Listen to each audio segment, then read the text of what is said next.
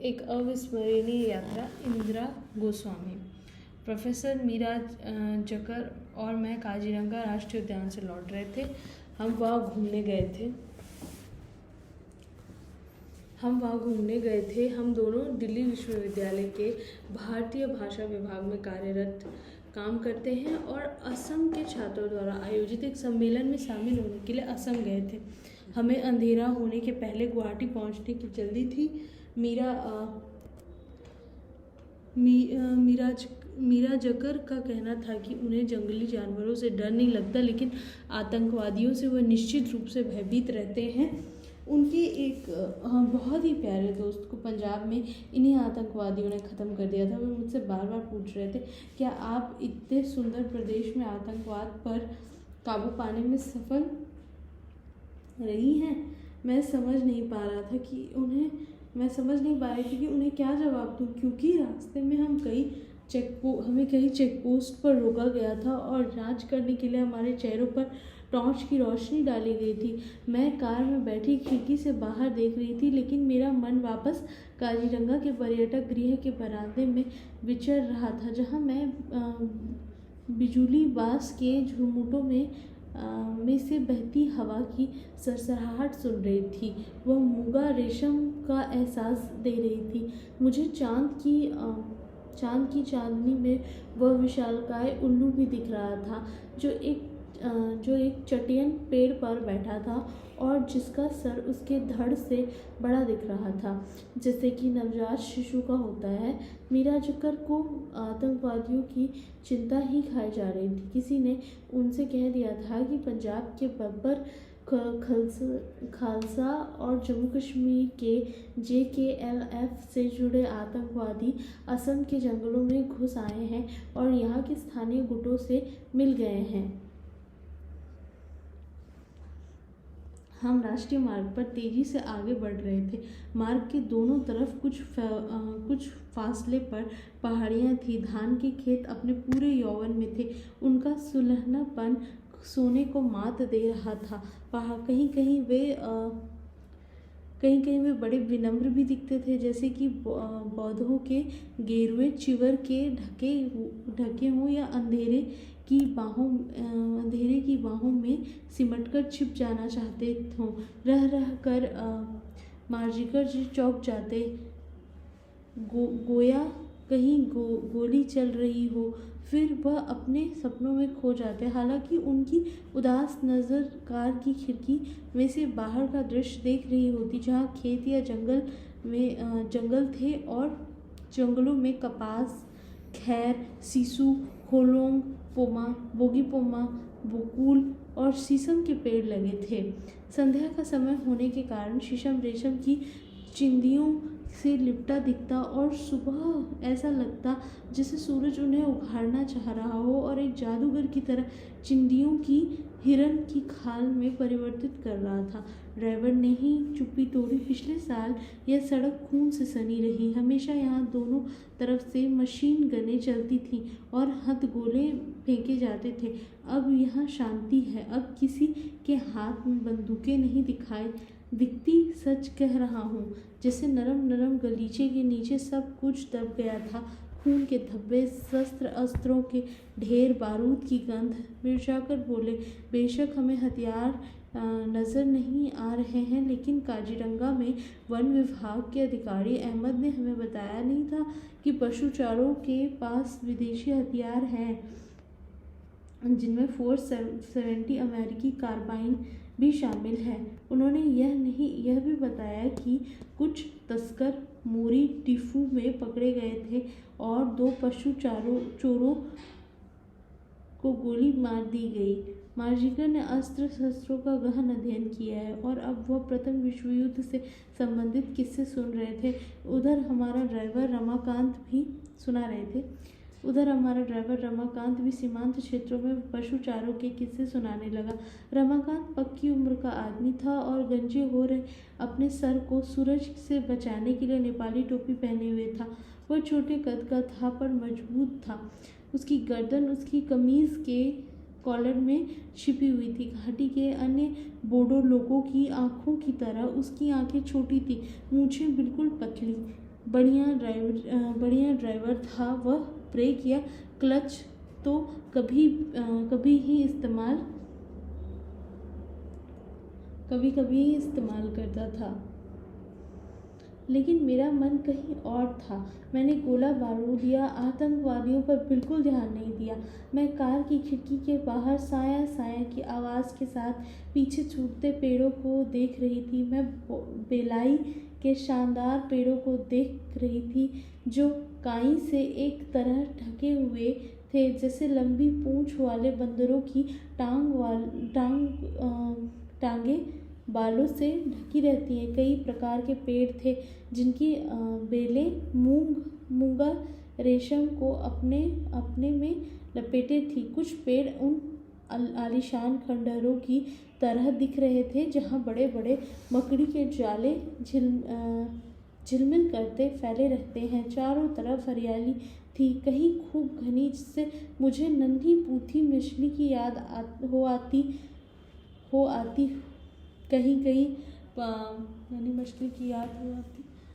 कहीं कहीं पत्ते गोल थे, जैसे कभी महारानी विक्टोरिया की छाप वाले चांदी के सिक्के हुआ करते थे, और बिरना के पेड़ तो सफ़ेद फूलों से सरोबार हुए दिखते थे, जैसे बादल धरती से अटखेलियाँ कर रहे हों। मीरा जकर अब भी खिड़की से बाहर देख रहे थे। यहाँ बंदूकों की धाएं नहीं असंभव। दिल्ली के मुकाबले तो यहाँ स्वर्ग है। दिल्ली में अब कौन रह सकता है? अफगान और तुर्क शायरों ने जिसे सखी यमुना कहा, अब वह मात्र एक दुर्गंध युक्त नाला बनकर रह गई है। सदर बाजार, तौबा तौबा, इतनी भीड़ जैसे युद्ध का मैदान हो। आहिस्ता आहिस्ता हमें पता भी न चला और सूरज की किरणें मंद पड़ती गई, जैसे कोई अजगर अपनी केंचुली उतारकर अंधेरे में खो रहा हो। हर कट कट की आवाज़ करती कार वही रास्ते में एक झोपड़ी जैसी दुकान के सामने झटके के साथ रुकी। रमाकांत लपक कर बाहर निकला और बोनट खोल दिया। फिर उसने हमें बताया कि रेडिएटर चूक गया है और उसका सारा पानी खत्म हो गया है। अब कोई चारा नहीं था सिवाय इसके कि गाड़ी को सिक्की मिस्त्री को दिखाया जाए। मिर्जाकर और मैं भी गाड़ी से उतर। वहाँ उसी तरह की कुछ और दुकानें भी थी जिनमें बहुत कम रोशनी थी। वहाँ कच्चा नारियल और चाय बिक रही थी। मिर्जाकर बोले, अगर गाड़ी जंगल में खराब हो जाती तो गजब हो जाता। देखा अभी से कितना अंधेरा हो गया है। मैंने सहमति से सिर हिला दिया और रमाकांत वही दुकान में मिस्त्री के बारे में पूछताछ करने लगा। थोड़ा परे एक दुकान में से एक दुबली पतली काया बाहर आई। वह एक पुरुष था जिसके हाथ में मिट्टी के तेल के लालटेन थी। वह ढीला कुर्ता था और धोती पहने हुए था। धोती मुश्किल से उसके घुटनों तक ही पहुंच पा रही थी। यह नहीं देख पाया कि उसने पाँव में भी कुछ पहन रखा है या नहीं। वह कार के निकट आकर रुक गया।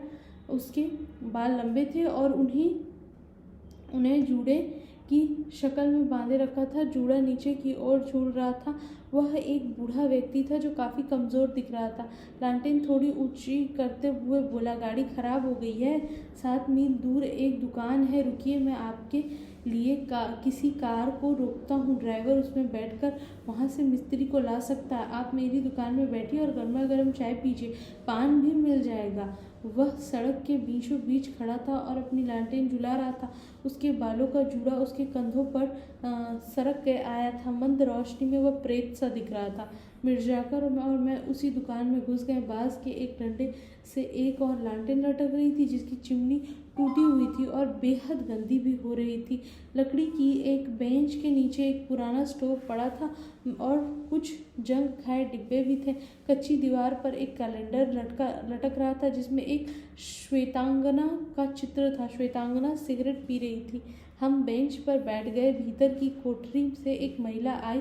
वो बूढ़ी थी और अपने हाथ में एक और लालटेन लिए हुए थी। वह बोली, सारा दिन ऐसे निकल गया जैसे हम समुद्र से मछलियाँ पकड़ रहे हों। एक भी व्यक्ति देखने को नहीं आया, कोई ग्राहक नहीं आया।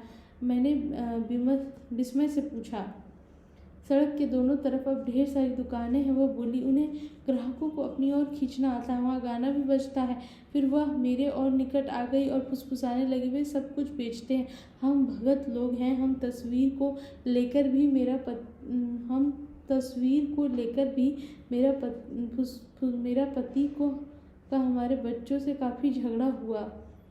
उसने अब केतली उठाई और चाय के लिए पानी लेने बाहर चली गई। उसकी लालटेन की रोशनी से अब हम उसका फटा ब्लाउज देख सकते थे। उसके नीचे के परिधान सूती थे और पुरानी कढ़ी चादर पर पान की पीक के निशान थे। केतली में पानी लेकर लौटकर उसने स्टोव जलाने की कोशिश की। स्टोव में तेल शायद रुक रहा था, इसलिए कोठरी एक तीखी गंध से भर गई। बुढ़िया अपने कांपते हाथों से चाय के गिलासों को ठीक से जमा रही थी। मुझे अच्छा नहीं लगा अम्मा, मेरे मुंह से निकला, और कोई नहीं है तुम्हारा हाथ बटाने को। मेरी बहू बड़े बेटे की बीवी मेरे हाथ बटाती थी। पिछले साल बाढ़ आई तो बेटा किसी बीमारी से चल बसा। हम उसकी दवा दारू भी न करा सके। डॉक्टर तो अब डाकू बन गए हैं। जब उसकी मौत हुई तो उसकी बीवी पेट से थी। अब उसका बेटा हुआ है, वो बहुत कमज़ोर है, अपने पाँव पर खड़ी भी नहीं हो सकती। और कोई नहीं है। मेरे 2 बेटे और 1 बेटी है। वे स्कूल में पढ़ने जाया करते थे किसी वक्त। अब तो सब कुछ बदल गया। बेटी एक फौजी के चक्कर में पड़ गई। वे लोग यहाँ आतंकवादियों को ख़त्म करने आए थे। यहाँ के लड़कों ने उसकी पिटाई कर दी। अब धीरे धीरे वह ठीक हो रही है। क्या बताऊँ बेटी, पिछले 7 सालों से यही सब चलता आ रहा है। नरक बन गई है यह ज़िंदगी। नदी का कोई भरोसा नहीं। वह हमारी सारी ज़मीन चट कर गई। अब तो इतना भी चावल नहीं कि वह बूढ़ा अब तक लौट आया था। वह अपने हाथ में उसी तरह लालटेन लिए हुए था। शायद वह मिस्त्री लिवा लाने के लिए ड्राइवर को भेजने में सफल रहा था। वह जहाँ तक खड़ा था वहीं से उसने अपनी पत्नी को पुकारा। ओ निर्मला की माँ, ग्राहकों को अपनी दुख भरी कहानियाँ सुना सुना कर परेशान न कर। वे थके हुए हैं, इन्हें चाय दे। बुढ़िया अपने आदमी को देखकर झट से उठ खड़ी हुई और फिर उसके निकट जाकर फुसफुसाई। मनोहर और कुछ और लोगों ने आज उसे रेलवे लाइन के पास देखा था। एक क्षण के लिए तो वो बूढ़ा जैसे बुत बन गया और फिर बोला, उनकी बातों में मत आओ। पिछली बार भी तो यही कहा था, उसे रेलवे लाइन के पास देखा है। इन्हें चाय दी। ये काजीरंगा से लौट रहे हैं, काफ़ी थके होंगे। बिस्कुट भी दो चाय के साथ।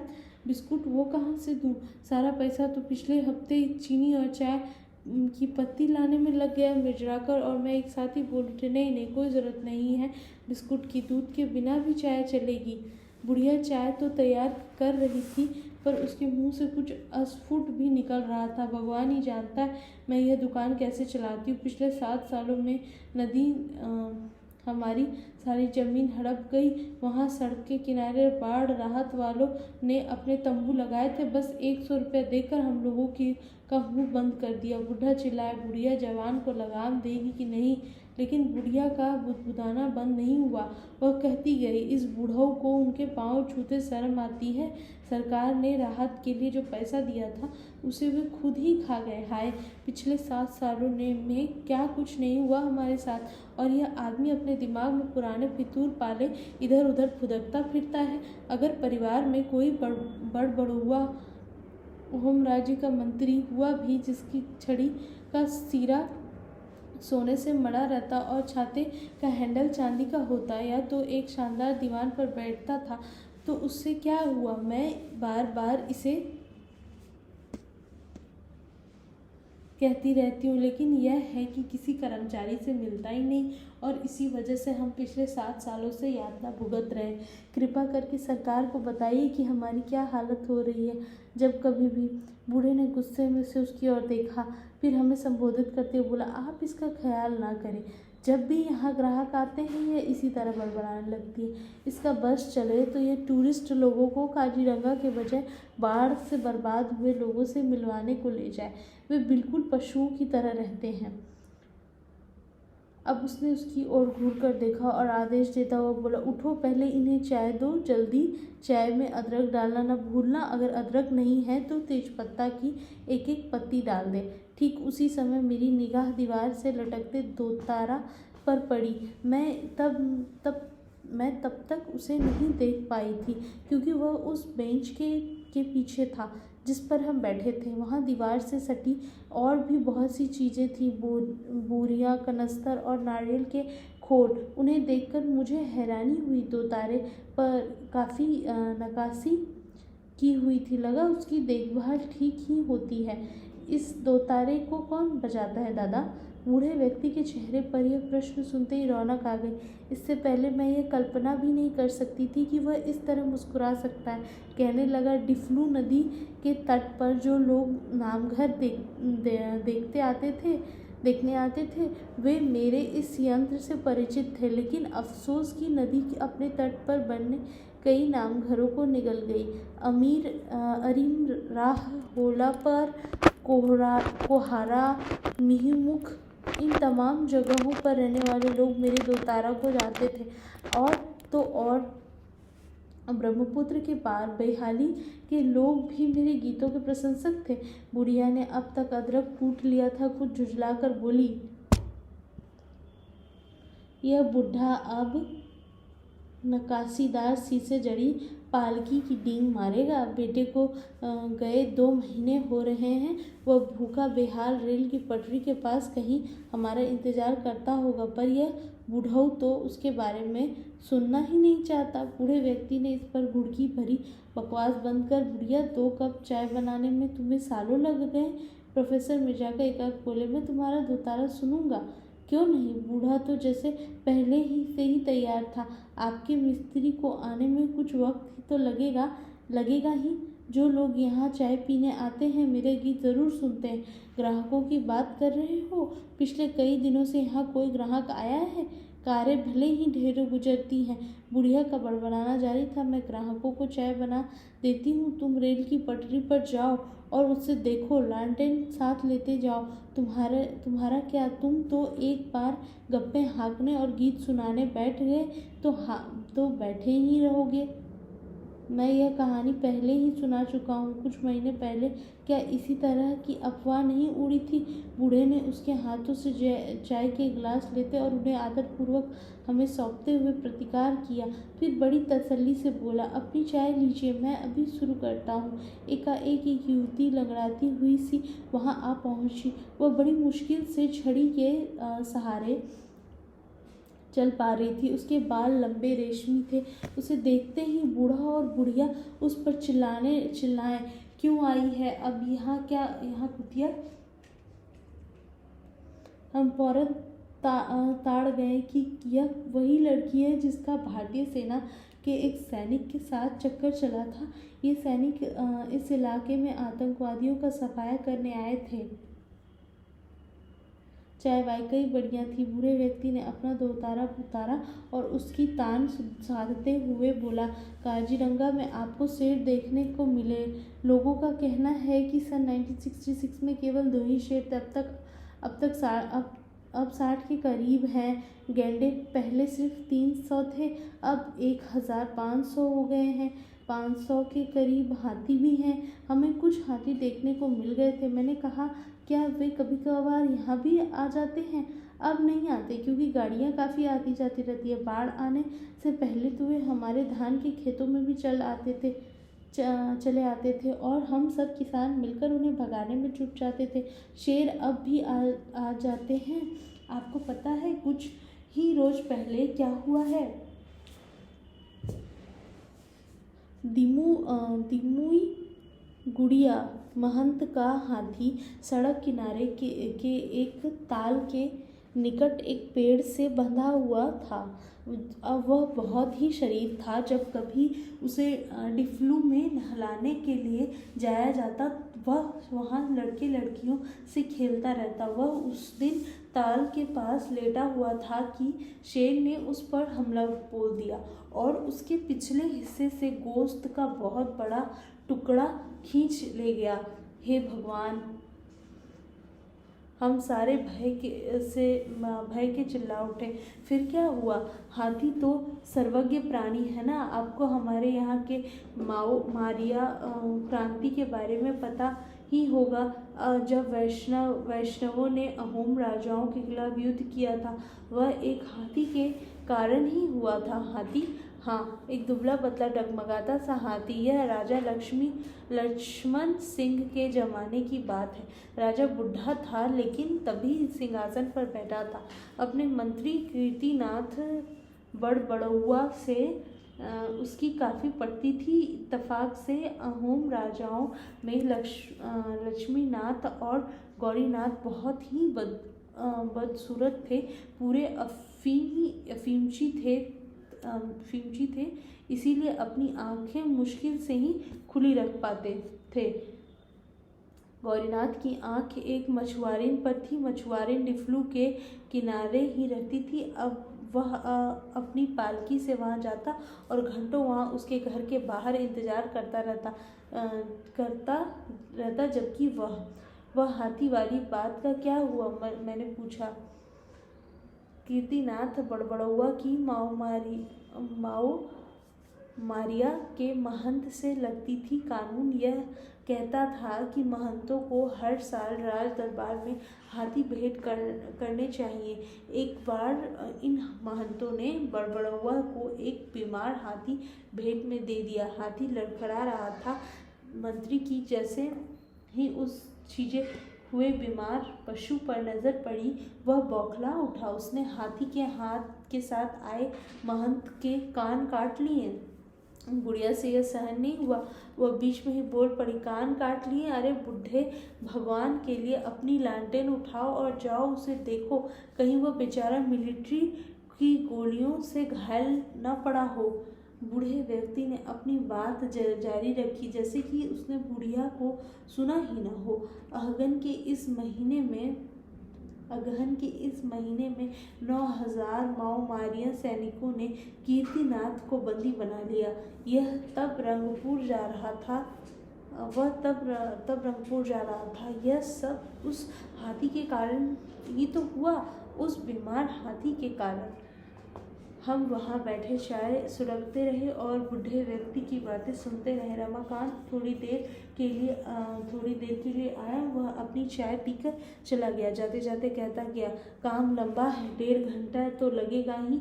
मिस्त्री रेडिएटर को अपने वर्कशॉप पर ले गया है। बुढ़िया अब मेरे निकट आ गई थी, बोली, आज बहुत कम ग्राहक आए हैं बेटी, एक कप चाय और ले लो, अभी मेरे पास चीनी और पत्ती है। हमने चाय के 2 और प्यालों के लिए कह दिया। इस बीच वह बूढ़ा अपने दोतारे के तार कसता रहा।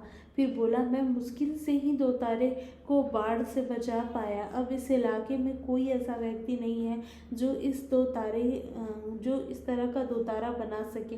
बुढ़िया ने फिर कहा, मैं ग्राहकों का ख्याल रखूंगी, तुम लालटेन लो और रेलवे की पटरी पर उसे देखो, क्या पता। बूढ़े व्यक्ति को अब उत्तर देना ही पड़ा। मेरी आंखें अब काम नहीं करती और यह औरत चाहती है कि मैं उसे अंधेरे में ढूंढूं। पिछले दिन की बात है, मैं उसे देखने गया था और गिर पड़ा था। मेरे घुटनों पर अब भी चोट लगी है और वहाँ दर्द होता है। मुझे दिल की भी तकलीफ है। सुनो बेटी, हमारी हालत सदा तो ऐसी न थी। बाढ़ के कारण ही सब कुछ हुआ। हमारी मजबूरी थी कि हमें इस सड़क के किनारे शरण लेनी पड़ी और अब हम दिन रात ग्राहकों का इंतजार करते हैं। हम भी कभी इज्जतदार लोग थे। हमारे 2 खलिहान थे जो धान से भरे रहते थे। कोई भी मेहमान आता था तो उसकी सुगंधी वाले चावल और कायू मछली से मेहमान नवाजी होती थी। हम बड़बड़ौआ परिवार से हैं। इस परिवार को यह अधिकार था कि वह दंड स्वरूप अपराधियों के घुटने तोड़ दे। लेकिन मेरे पिता दयालु व्यक्ति थे। अगर दिन का समय होता तो मैं आपको अपने घर ले जाता और आप वह सब चीज़ें दिखाता जिनमें हमारी प्रतिष्ठा झलकती थी। एक खास तरह की टोपी है जो किसी तरह बची रही है, छाता है, चांदी का एक बर्तन है, सज धज वाला पलंग है और चांदी का सरौता है। लेकिन हमारे धान के खेत जो मुझे जान से भी ज़्यादा प्यारे थे और जो सोना और मोती उगलते थे, अब नहीं रहे। बुढ़िया गुस्से में तमतमा उठाई, पुरानी कब्रें क्यों खोद रहे हो? मैं स्वयं वहाँ जाती हूँ और उसे ढूंढती हूँ। चुप रहो बेवकूफ़। कितनी बार हम सुन चुके हैं कि वह लौट आया है, पर हुआ क्या? वह कहाँ लौटा? हम तो उसका चेहरा देखने को तरस गए हैं। अब ये 2 साल दो भले लोग आए हैं, मुझे इनकी सेवा करने दो, इन्हें थोड़ा आराम भी मिलना चाहिए। बूढ़े व्यक्ति ने अब एक गीत गाना शुरू कर दिया था। वह पद्म प्रिय वैष्णवी द्वारा रचित था। यह संसार किसी काम का नहीं, पानी के गाना गाता है वो। मुझे उसकी आंखों के नीचे आड़ी तिरछी रेखाएं साफ दिख रही थी। उसके कुछ दांत गायब थे, गाल उसके धंसे हुए थे, जिससे उसकी नाक और लंबी दिख रही थी। वह अनवरत रूप से गाए जा रहा था। गीतों का कहीं अंत ही न था। पद्म प्रिय की रचनाओं के बाद उसने कुछ दूसरे वैष्णव संतों के गीत गाए। मुझे लगा जैसे कि मैं डिफलू के किनारे बैठी हूँ और पानी से अटकलियाँ करते चांद को देख रही हूँ। लगभग 1 घंटे तक गाने का यह कार्यक्रम चलता रहा। बीच बीच में उसकी पत्नी बड़बड़ा उठती। उसकी एक ही रट थी, लोग खासकर यहाँ बताने आए हैं कि वह रेल की पटरी के पास है। उसे चाहे सेना के लोग गोलियों से छलनी कर दे, इस पर कोई असर नहीं पड़ेगा। एकाएक बूढ़े व्यक्ति ने गाना बंद कर दिया। मिराजकर ने जल्दी से अपने कोट की जेब से कुछ पैसे निकाले और उन्हें उसके सामने पड़ी सुपारी वाली थैली में रख दिए। अरे निर्मली की माँ, बूढ़े व्यक्ति ने थोड़े जोर से कहा, इसमें से चाय के पैसे काट लो और बाकी इन्हें वापस कर दो। फिर मिर्जाकर की तरफ मुड़कर बोला, आपने इतने पैसे क्यों रखे हुजूर? मेरे गीत तो संतों के गीत हैं, संतों के गीतों की गूंज भर है। अगर उनके कोई दाम चुकाए तो मुझे तकलीफ होती है। कोई मेरी भावना नहीं समझता, कोई नहीं। बुढ़िया पैसों को घूरे जा रही थी। उसने उन्हें छुआ तक नहीं, ना ही वह मुंह से कुछ बोली। इतनी देर में हमें बाहर एक ज़बरदस्त धमाका सुनाई पड़ा, जैसे कि बम फटा हो। हमें लगा कि हम उठाकर ज़मीन पर पटक दिए गए हों। पास ही के एक पेड़ की आड़ में से कोई व्यक्ति प्रकट हुआ और फिर उस दुकान में हमारे सामने आ खड़ा हुआ। सब कुछ क्षणांश में हुआ था। उससे मेरा गला सूख गया। वह एक जवान लड़का था। उसके गाल पर एक गहरा घाव था।